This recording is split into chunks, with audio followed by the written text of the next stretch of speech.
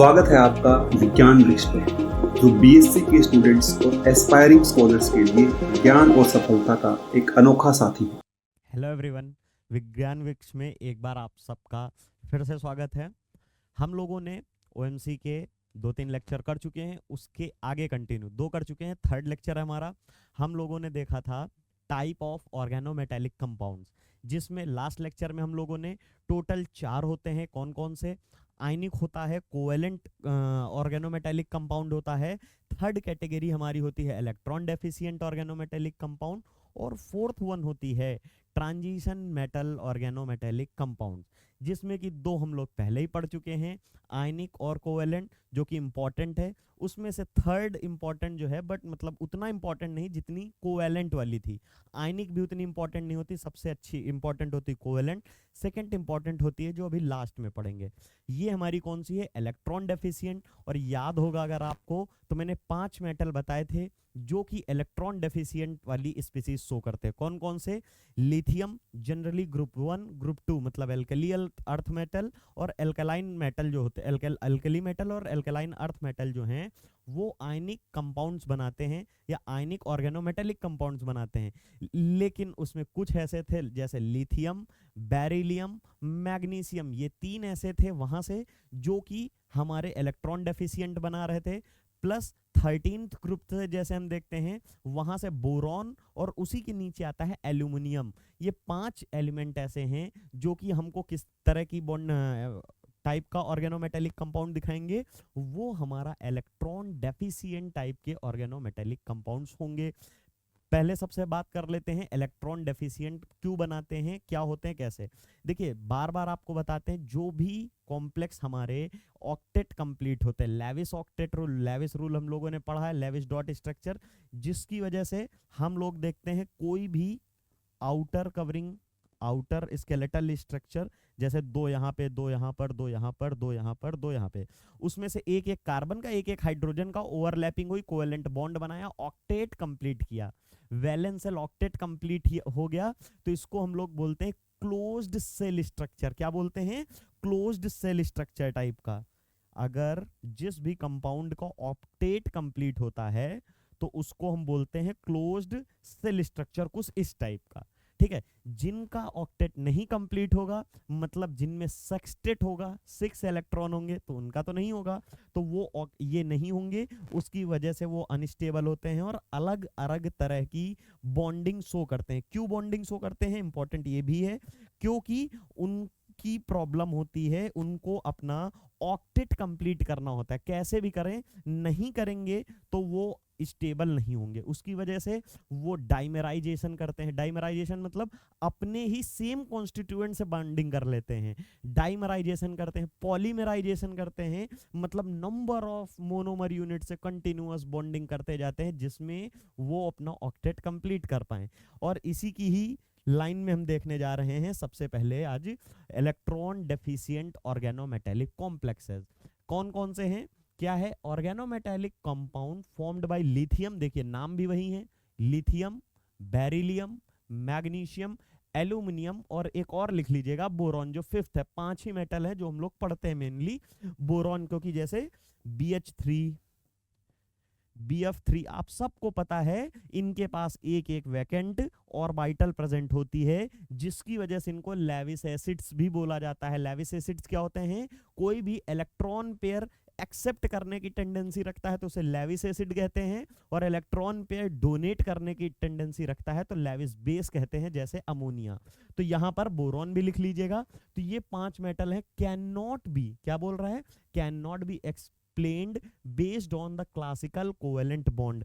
अब आप सब बताइए एक बार, क्लासिकल कोवेलेंट बॉन्ड क्या है? थोड़ी देर पहले ही हम लोगों ने पढ़ा है कि क्लासिकल कोवेलेंट बॉन्ड होता है जहां पर 2 सेंटर्ड 2 इलेक्ट्रॉन सिस्टम हो, जो कि आगे लिखा भी गया है। देखिए, 2 सेंटर्ड, 2C का मतलब 2 सेंटर एंड 2 इलेक्ट्रॉन। याद होगा तो हम लोगों ने एक स्ट्रक्चर कुछ इस टाइप में देखी थी, कुछ इस टाइप की।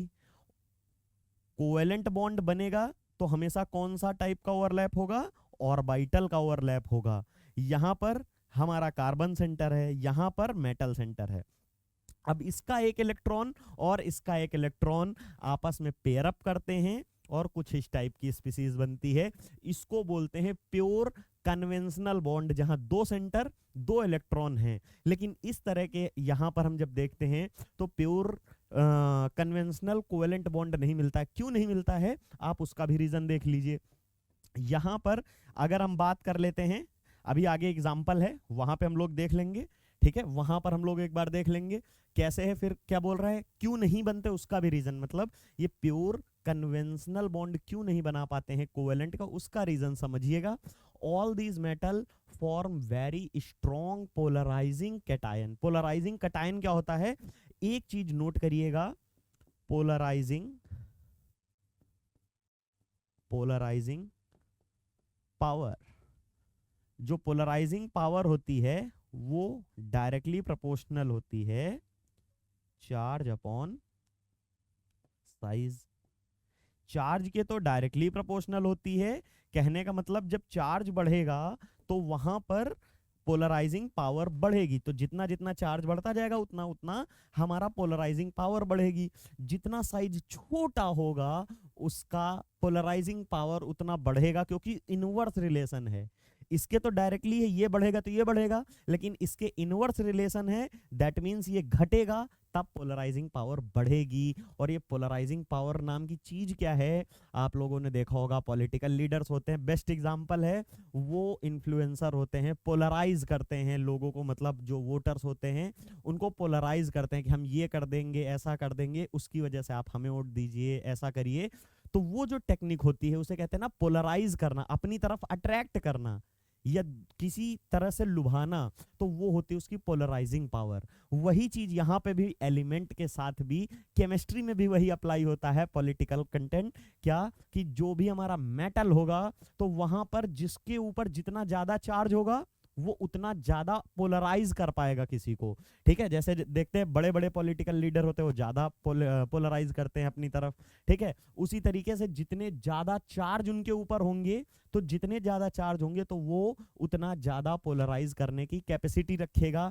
दूसरा है साइज, साइज जितना छोटा होगा, साइज छोटा, जैसे अगर मैं आपको एग्जांपल बता दूं, देखिए एक है हमारा, मान लीजिए कोई भी मेटल, नाम नहीं बताएंगे आप बताइएगा, यहां पे हमारा एक है M+, एक है M+2 और है एक M+3। तो देखिए साइज हम मान रहे हैं रफली बराबर है, साइज इक्वल मान रहे हैं, लेकिन चार्ज क्या हो रहा है, बढ़ रहा है, चार्ज बढ़ रहा है। तो उसकी वजह से जो पोलराइजिंग पावर होगी PP, वो हम देखेंगे तो थर्ड वाले की सबसे ज्यादा, फिर हमारी सेकंड वाले की, और फिर सबसे कम जो होगी फर्स्ट वाले की होगी। ये बताइए समझ में आया कि नहीं।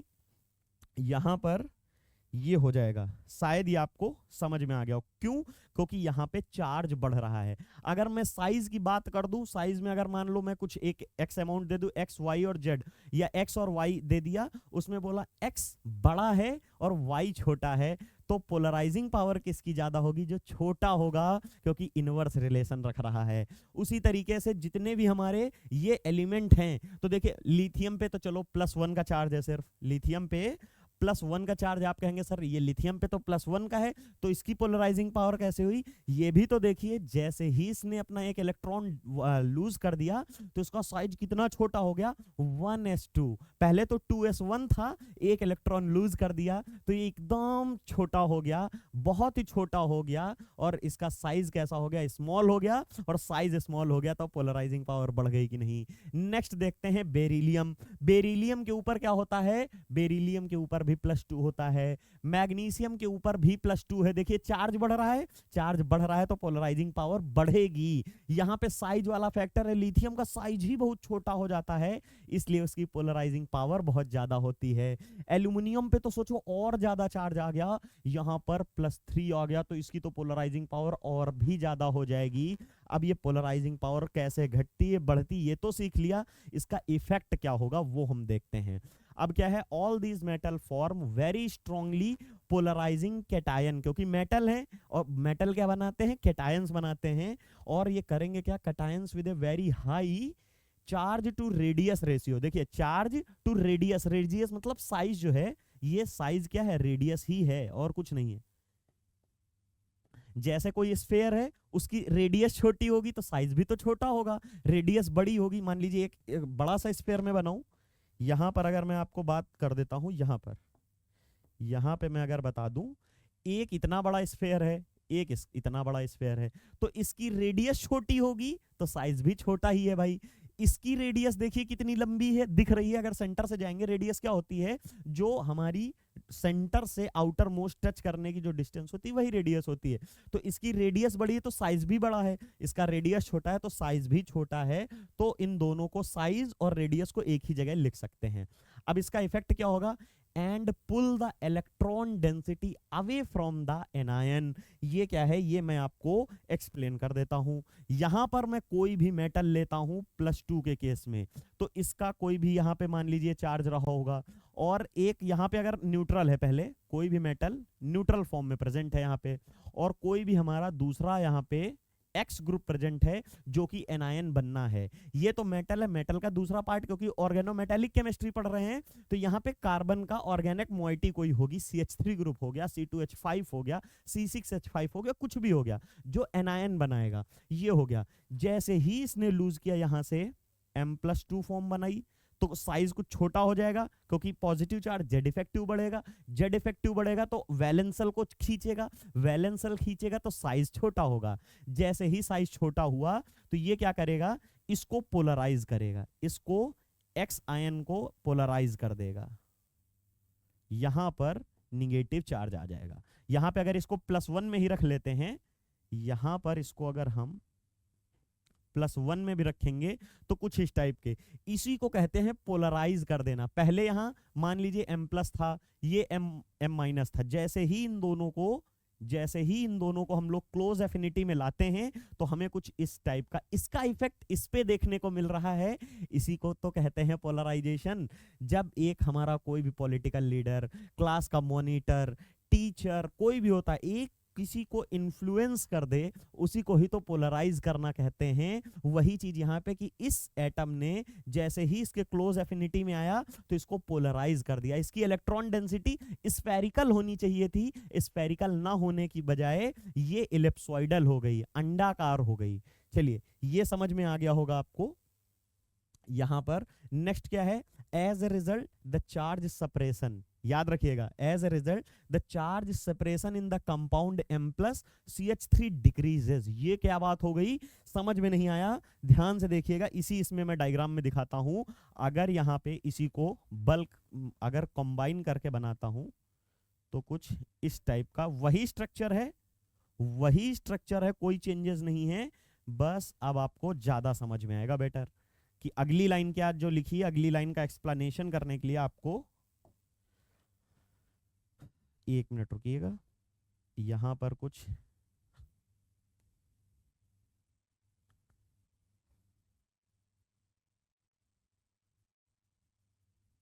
ये लीजिए, यहां पे हम अगर M+ बना लिए तो ये हमारा X एटम हो गया, कोई भी एनायन, तो यहां पे हमारा चार्ज आ गया। देखिए पहले हमारा नॉर्मल चार्ज था, पूरा पॉजिटिव पूरा निगेटिव। जैसे ही हम उनको क्लोज कांटेक्ट में लाए, उसका इन्फ्लुएंस इसके ऊपर हुआ। यहां पे थोड़ा सही कर लीजिएगा, इतना ऐसा नहीं होता है, ठीक है। इसका इन्फ्लुएंस इसके ऊपर आएगा, और जैसे ही इसका इन्फ्लुएंस आएगा तो होगा क्या, इनके जब दोनों एक दूसरे के क्लोज कांटेक्ट में हैं, इलेक्ट्रोस्टैटिक अट्रैक्शन लग रहा है तो 100% लग रहा था। लेकिन जब पोलराइज कर दिया, 50% इलेक्ट्रॉन डेंसिटी इधर होनी चाहिए थी, 50 इधर होनी चाहिए, इक्वल होनी चाहिए थी। लेकिन हुआ क्या, इधर हमारी 60% हो गई और इधर हमारी 40% हो गई। यहां पे हमारी 50% है और इधर भी 50 है, कहने का मतलब है इक्वल है। अगर एक इलेक्ट्रॉन यहां है तो एक ही होगा। लेकिन यहां आते आते क्या हुई, थोड़ा सा पोलराइजेशन हो गया, और जैसे ही पोलराइजेशन हुआ तो थोड़ी सी इलेक्ट्रॉन डेंसिटी दूसरी तरफ बढ़ गई। दूसरी तरफ बढ़ गई तो यहां पे कमी आएगी। और मैंने स्टार्टिंग में बताया था कि जो भी आयनिक कंपाउंड होते हैं वो इलेक्ट्रोस्टैटिक अट्रैक्शन से बनते हैं, और इलेक्ट्रोस्टैटिक अट्रैक्शन ही कम हो रहा है। तो अब आप बताइए पॉजिटिव और निगेटिव चार्ज डिक्रीज होगा कि नहीं, क्योंकि जितने ज्यादा इलेक्ट्रॉन प्रोटॉन यहां होंगे उतनी ज्यादा अट्रैक्शन होती है। लेकिन यहां का जो 50% होना चाहिए था वो दूसरी साइड चला गया, इसलिए यहां पे चार्ज कम हो रहा है, चार्ज सेपरेशन कम हो रही है। वही लाइन बोली गई, as a result charge separation in the compound M+CH3-, जो यहां पे हमारा यहां पे क्या है x ना लिख के इसको हम लोग लिख सकते हैं डायरेक्टली CH3 जब गिवन ही है तो यहाँ पे हम लोग इसको मेंशन कर सकते हैं CH3। जो पहले प्योर निगेटिव फॉर्म में था ये प्योर निगेटिव है, देखिए यहाँ पे प्योर निगेटिव ना होकर ये किस में बचेगा, ये डेल निगेटिव बचेगा। अब बताइए डेल पॉजिटिव और पॉजिटिव में क्या डिफरेंस है, ये तो कंप्लीट पॉजिटिव है और इसको पार्शियल पॉजिटिव बोलते हैं। पार्शियल होना मतलब कोई चीज 100% ना होना, कुछ अमाउंट बच जाना, तो वही यहाँ पे है, इसी को समझाया गया है कि चार्ज सेपरेशन डिक्रीज हो जाता है and polar covalent bond result, polar covalent bond बनेगा। कोवेलेंट बॉन्ड कैसे बनेगा, उसमें ओवरलैपिंग से ही बनेगा। पोलर कहने का मतलब क्या है, वहां पे थोड़ा बहुत चार्ज सेपरेशन हो गई, इसको पोलर कोवेलेंट बॉन्ड। आयनिक और कोवेलेंट को मिक्स करते हैं तो क्या बनता है, पोलर कोवेलेंट बॉन्ड। आयनिक में क्या है, कंप्लीट M+ CH3 वाला कैसा है, ये कंप्लीट आयनिक दिख रहा है। प्योर कोवेलेंट कौन सा होगा, जहां पे ये वाला, ये प्योर कोवेलेंट है, ये क्या है, ये हमारा प्योर आयनिक है, ये वाला हमारा प्योर कोवेलेंट है।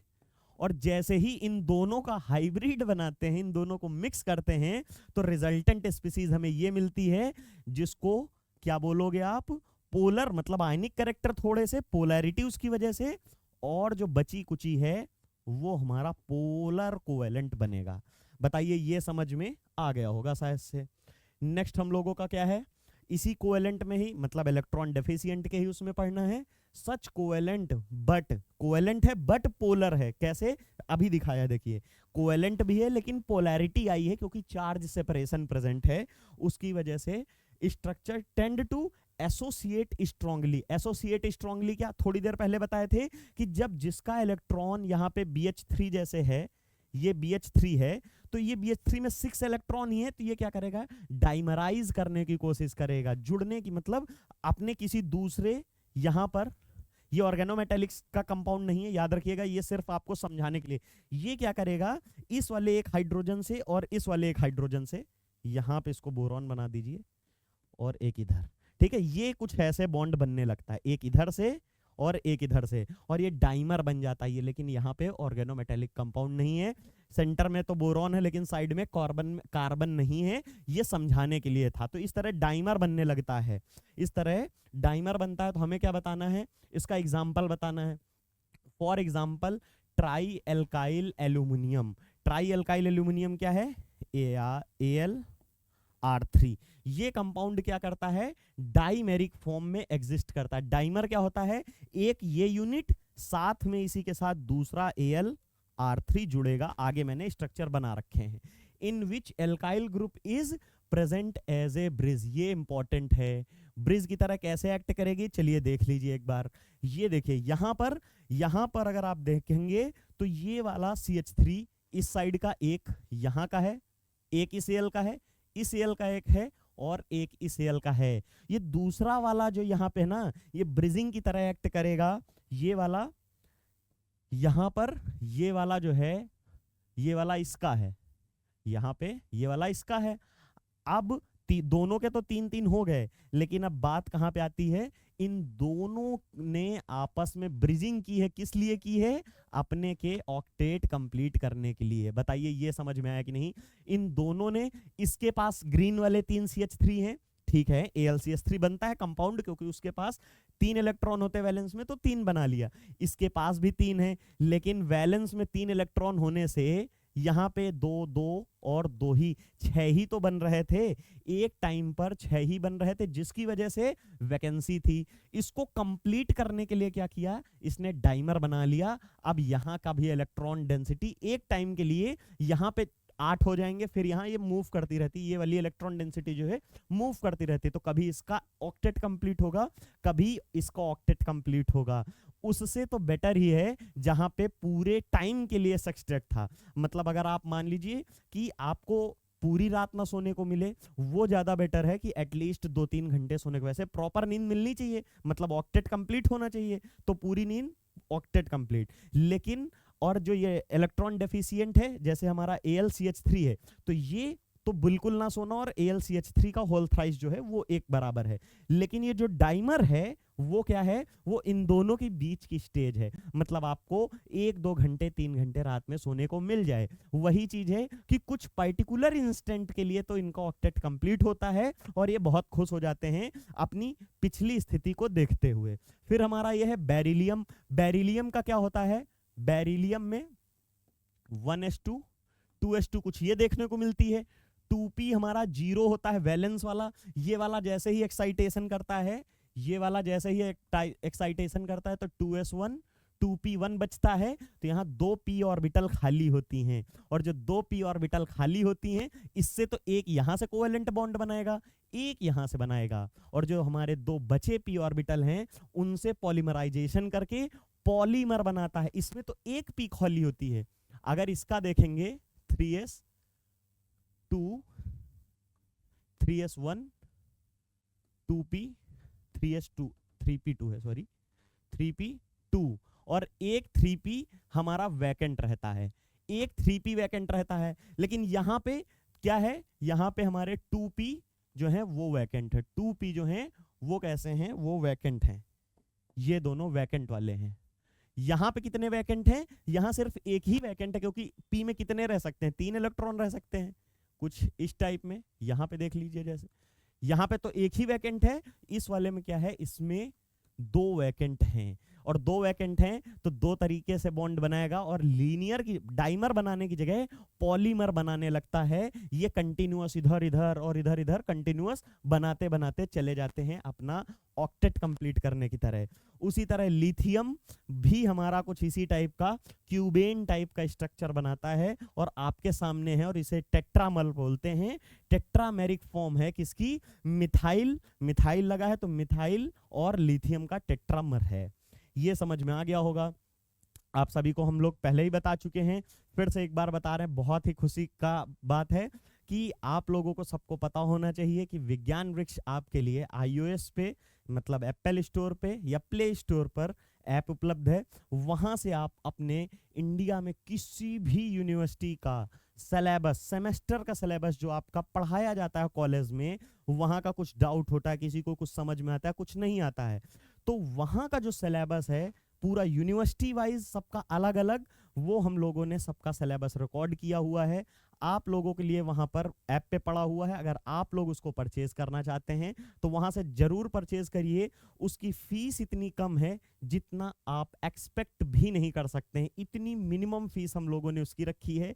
वहां पे आपको सारी चीज एक अलाइनमेंट में मिलेंगी, टेस्ट सीरीज मिलेंगी, साथ में आपका CUET PG एग्जाम होता है। सेंट्रल यूनिवर्सिटी में जितनी भी हमारी इंडिया की अच्छे अच्छे कॉलेजेस प्लस सेंट्रल यूनिवर्सिटीज होती, उनमें आप लोग ग्रेजुएशन में भी हैं, मास्टर्स करने अगर जाएंगे तो CUET PG नाम का एक एंट्रेंस एग्जाम होता है, जिसको आपको पार्टिसिपेट करके बैठना होता है, क्रैक करना होता है। अगर आपके उसमें गुड मार्क्स होते हैं तो आपको इंडिया की टॉप मोस्ट यूनिवर्सिटीज या कॉलेज मिलते हैं। लेकिन अगर आपको लगता है नहीं, हम इससे बेटर कहीं जा सकते हैं, दैट इज IITs। इंडिया के top most college, top IITs और NIITs में आप एडमिशन ले सकते हैं, और उस एग्जाम का नाम होता है IIT JAM। IIT JAM के लिए आपको थोड़ी सी CUET से ज्यादा मेहनत करनी पड़ती है, क्योंकि इसका जो फल है वो भी ज्यादा बढ़िया होता है, क्योंकि सेंट्रल यूनिवर्सिटी कोई भी हो उसके कंपैरिजन में IIT बहुत बड़ी चीज होती है। उसको एक्सप्लेन करने की कोई जरूरत नहीं, आप सबको पता है। तो अगर आप IIT JAM का कोई भी कोर्स लेना चाहते हैं, उसके साथ टेस्ट सीरीज, डाउट सेशंस और जितनी भी DPP वगैरह हैं वो सब आपको यहाँ पे प्रोवाइड की जाएंगी, मतलब कंटेंट, असाइनमेंट वगैरह आपकी प्रैक्टिस कराई जाएगी। तो आप ऐप पे जाके परचेज कर सकते हैं सारी चीजें आपको बहुत ही मिनिमम कोर्सेज, मतलब बहुत ही आप सोच नहीं सकते हैं, एकदम मिनिमम कोर्स वैल्यू पे प्रोवाइड की जाएगी। IIT गेट एग्जाम है, अगर आप में से कोई भी IIT गेट देना चाहता है तो वो दे सकता है। IIT गेट में आपको बताने की जरूरत नहीं है कि जिनकी रैंक बहुत अच्छी आ जाती, एक्सेप्शनली अच्छी आती है, तो उनको क्या होता है, उनको डायरेक्ट गवर्नमेंट जॉब में इंटरव्यू देने का मौका मिलता है, और अगर वो इंटरव्यू क्रैक करते हैं तो वो डायरेक्टली असाइन हो जाते हैं एज ए गवर्नमेंट एम्प्लॉय, जो कि आजकल बहुत डिफिकल्ट होता है जनरल किसी पैटर्न से लेने से। तो आईआईटी गेट क्वालिफाई करके अगर आप रैंक बहुत अच्छी ला रहे हैं तो आपका पहला बेनिफिट। दूसरा, गलती से अगर आपने कभी एमएससी कर ली, कहीं से कुछ भी हो गया, आईआईटी जैम से नहीं क्रैक कर पाए, कोई भी कमी रह गई आप में कैसी भी, उस वो किसी के भी साथ हो सकता है, तो आप आईआईटी गेट के थ्रू जाके दोबारा से एमटेक कर सकते हैं और अपनी सपनों को पूरा कर सकते हैं, जो कि आप सब देखते हैं आईआईटी वगैरह में पढ़ने का। और अगर आप एमटेक नहीं करना चाहते हैं, एमएससी एमटेक पहले कर चुके हैं, तो आप किसी भी यूनिवर्सिटी से, किसी भी कॉलेज से, किसी भी रिसर्च इंस्टीट्यूट से पीएचडी इनरोल करा सकते हैं, और आपको मिलती है इसके तहत बहुत ही अच्छी एक फेलोशिप, जो कि आपकी मंथली होती है, जिसकी वजह से आप सबको बहुत सारे बेनिफिट्स मिलते रहते हैं। और लास्ट है सीएसआईआर नेट। अगर आप सीएसआईआर नेट की प्रिपरेशन करना चाहते हैं तो उसके रिगार्डिंग आप बैच लॉन्च है, उसको भी आप परचेस कर सकते हैं। और सीएसआईआर नेट को बारे में बताने की शायद ही आपको ज़रूरत होगी। आप में से कोई भी अगर जेआरएफ क्वालिफाई होते हैं तो किसी भी यूनिवर्सिटी, वही चीज़ है, किसी भी यूनिवर्सिटी, किसी भी जेआरएफ की किसी भी कॉलेज में या कहीं भी रिसर्च इंस्टीट्यूट में आप एडमिशन लीजिए पीएचडी में, और आपको एक बहुत ही बेहतरीन fellowship per month government of India की तरफ से असाइन की जाएगी। और साथ ही साथ सीएसआईआर नेट क्वालिफाई करने के बाद आप एलिजिबल हो जाओगे इंडिया की किसी भी यूनिवर्सिटी में प्रोफेसर के फॉर्म भरने के, और एलिजिबल हो जाओगे प्रोफेसर बनने के। लेकिन अगर आपके पास ये नहीं है तो आप भूल जाइए। और इनमें से अगर आपको कोई भी बैच परचेज करना हो तो आप विज्ञान वृक्ष ऐप से तुरंत परचेज कर सकते हैं बहुत ही मिनिमम प्राइजेस पर। चलिए, लास्ट हमारा जो ऑर्गेनोमेटेलिक कंपाउंड्स का पार्ट है, that is transition metal organometallic compounds. Transition metal कौन से, जो कि डी ब्लॉक थे। याद करिए इनकी स्पेशल कहानी क्या थी, बताया था, डिस्कस किए थे हम लोग कि इनकी एक स्पेशल कहानी होती है कि ये सिग्मा बॉन्ड तो बनाते ही हैं। अभी हम लोगों ने देखा, आयनिक में भी देखा, कोवेलेंट में भी देखा, और अभी इलेक्ट्रॉन डेफिशिएंट ऑर्गेनोमेटेलिक्स वाले में भी देखा कि इसमें क्या था, इन ये सिग्मा बॉन्ड्स बनाते हैं। लेकिन ये सिग्मा के साथ सिग्मा एज वेल एज पाई ऑल्सो, ये पाई बॉन्ड भी बना लेते हैं। ये इनकी एक्सेप्शनल कंडीशन है अदर किसी भी ऑर्गेनोमेटेलिक कंपाउंड सी, जो इनको सेपरेट करती। दूसरी अलग क्या है वो अभी हम बता देते हैं। पहला क्या है, transition metals are well known to form a variety of organometallic compound with unsaturated organic compound। unsaturated कौन से हैं, जैसे आपकी एल्कीन हो गई, एल्काइन हो गई, कार्बोनिल हो गया, जिनमें पाई बॉन्ड प्रेजेंट है, वो सारे हमारे हो जाएंगे। In these compound the transition metal form bond to more than one carbon। याद रखिएगा, form bond more than one carbon atom of A same organic compound. यहाँ पे जैसे ये सीसी है, तो यहाँ पे हमने, यहाँ पे अगर हम देखेंगे तो कोई भी मेटल है तो वहां पर ये दोनों कार्बन एटम से जुड़ेगा, एक से नहीं जुड़ेगा। पीछे हम देख रहे हैं, यहाँ पर बार बार हम लोग यही पढ़ रहे हैं कि ये हमारा मेटल है, ये कार्बन है, देखो जुड़ गया, एक कार्बन से जुड़ रहा है। लेकिन जैसे ही हम बात करते हैं अपने ट्रांजिशन मेटल्स की, तो वो एक से ज्यादा सेंटर्स की जुड़ने की कैपेबिलिटी रखते हैं, एफिशिएंसी रखते हैं, जिसकी वजह से ये डिफरेंशिएट होते हैं किसी अदर ऑर्गेनोमेटेलिक कंपाउंड से। फिर क्या है, this type of bonding is of considerable importance in a transition metal chemistry. क्यों है, खुद ही सोचिए, एक नहीं, दो नहीं, तीन नहीं, चार नहीं, पांच नहीं, छह सेंटर से एक साथ जुड़ने की इनकी कैपेबिलिटी 7 से भी ज्यादा होती, बस यहाँ पे मैंने 6 तक दिखाए हैं। फिर क्या है, the interaction primarily occur between the orbital of organic ligand. Organic ligand मतलब ये हमारा जो है, इसके बीच में, एंड द एप्रोप्रिएट पी और डी। या तो इसके पास पी वैकेंट होगी, या तो पी वैकेंट होगी, या तो यहां पर वैकेंट डी ऑर्बिटल होगी, जिसमें ये इसके इलेक्ट्रॉन यहां से, ये जो अगर इलेक्ट्रॉन है वो इसमें ट्रांसफर करेगा। ठीक है, ये इलेक्ट्रॉन ट्रांसफर करेगा। ट्रांजिशन मेटल की सिंपल सी बात है कि ये पाई इलेक्ट्रॉन डेंसिटी इसकी वैकेंट ऑर्बिटल में डालेगी, वहां पे ही तो जाएगी जहां पे वैकेंसी होगी। नेक्स्ट है unsaturated organic compound capable of forming this type of class. Simple है, अनसैचुरेटेड होगी, पाई इलेक्ट्रॉन डेंसिटी ही तो मूव करे, सिग्मा इलेक्ट्रॉन डेंसिटी तो को मूव। आप खुद ही सोचिए, आपके पास खुद ही एक पर्टिकुलर अमाउंट आपको फीस जमा करनी है और आपकी उतनी ही फीस है, तो आप किसी को डोनेट नहीं कर सकते हैं। बट आपका फ्रेंड है अगर, और आपके पास अपनी फीस के छोड़कर एक्सेस में थोड़ा पैसा पड़ा है, तो आप दूसरों की भी हेल्प कर पाएंगे। वही चीज है कि अगर खाली सिग्मा बॉन्ड होता जिसकी वजह से वो खुद ही दोनों कांटेक्ट में, तो वो कैसे देता, वो खुद ही सेपरेट हो जाते, बॉन्ड टूट जाता। अगर मैं खुद ही अपनी फीस किसी को दे दूंगा, मेरा ही एडमिशन कैंसिल होगा। इसलिए अनसैचुरेटेड कंपाउंड जिनमें एक्सेस इलेक्ट्रॉन डेंसिटी होती है, वो एक्सेस पाई इलेक्ट्रॉन डेंसिटी ही मेटल की वैकेंट पी ऑर्बिटल या वैकेंट डी ऑर्बिटल में ट्रांसफर कर देते हैं। सिंपल सी चीज है। फिर है कौन कौन से हो सकते हैं, या तो 2 इलेक्ट्रॉन ट्रांसफर कर सकते हैं या तो 3 इलेक्ट्रॉन ट्रांसफर कर सकते हैं। कौन?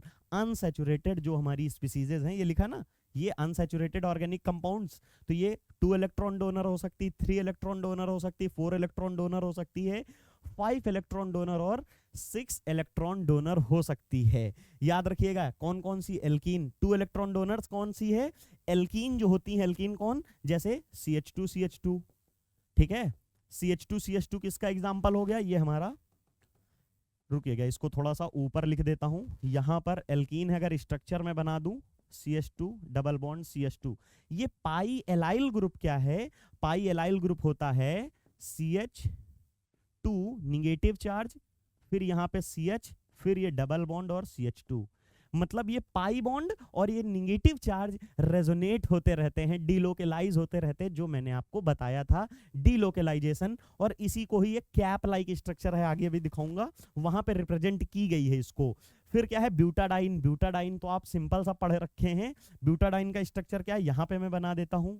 ब्यूटाडाइन ये है, यहाँ पे CH2 2 इथीन ग्रुप हैं, कुछ नहीं है, इन्हीं को दोनों को लिंक कर दिया गया है, वही बन जाता है ब्यूटाडाइन।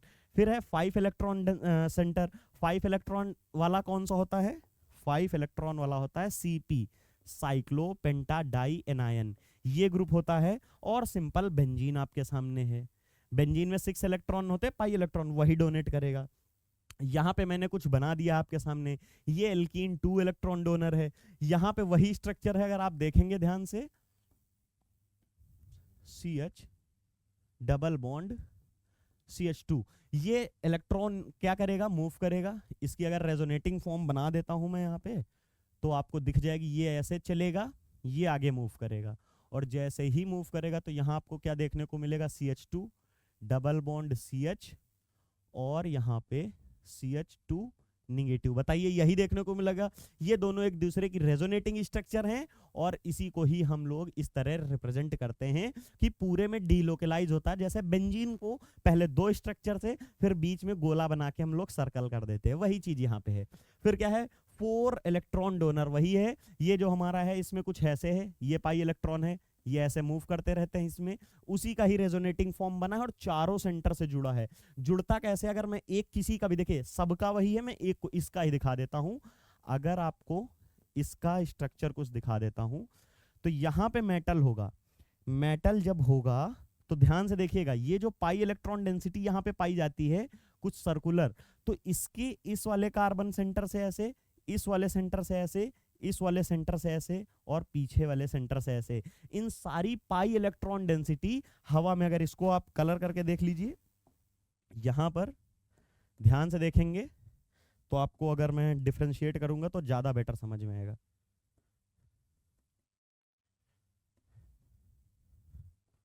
ठीक है, चलिए, ये ओपन है इसलिए बाहर आ रहा है, ये भी बाहर है, बस अब नहीं आएगा। ठीक है, ये रहा कुछ। तो ये पाई इलेक्ट्रॉन डेंसिटी इमेजिन करिए ऐसे है, और मेटल से ऐसे लिंक है, इसी तरह सारी लिंकिंग की गई है, और इसी के बिहाफ पे हम डिफाइन करते हैं। फिर आता है एक और आता है, इसमें सारे हमारे मेटल हो गए। यहाँ पे प्लेटिनम है, देखिए प्लेटिनम ये तो पहले भी पढ़ चुके हैं, पॉजिटिव चार्ज को न्यूट्रलाइज कर रहा है पूरा कॉम्प्लेक्स का निगेटिव चार्ज। ठीक है, फिर यहाँ पे हमारा क्या है, CH2 ग्रुप प्रेजेंट है, एल्कीन ही तो है और कुछ तो है नहीं, ये CH2 ग्रुप है, इसी को हम जीजेट सॉल्ट कहते हैं। ये हमारा फेरोसिन है, फेरोसिन अभी थोड़ी देर पहले ही देखा है, ये वाली जो है फेरोसिन है हमारी, ये फेरोसिन है। और ये क्रोमोसिन भी बोल सकते हैं इसको, और ये आपके सामने सैंडविच कंपाउंड्स हैं। इनके फॉर्मूले लिखे हैं, Fe हमारा प्रेजेंट है, एक को बोलते हैं सीपी साइक्लोपेंटाडाइएनाइन, पीछे लिखा भी था आपके लिए, यहां पर देख लीजिएगा, ये रहा सीपी साइक्लोपेंटाडाइन, ठीक है। तो उसी तरीके से हमारे ये कुछ कंपाउंड्स थे और यहां से हमारा ये कंप्लीट होता है। यहां से हमारा ये कंप्लीट होगा टॉपिक। तो हमको क्या हुआ, हम लोगों ने आज कंप्लीट किया है अपना क्या, types of organometallic compounds. Thank you so much.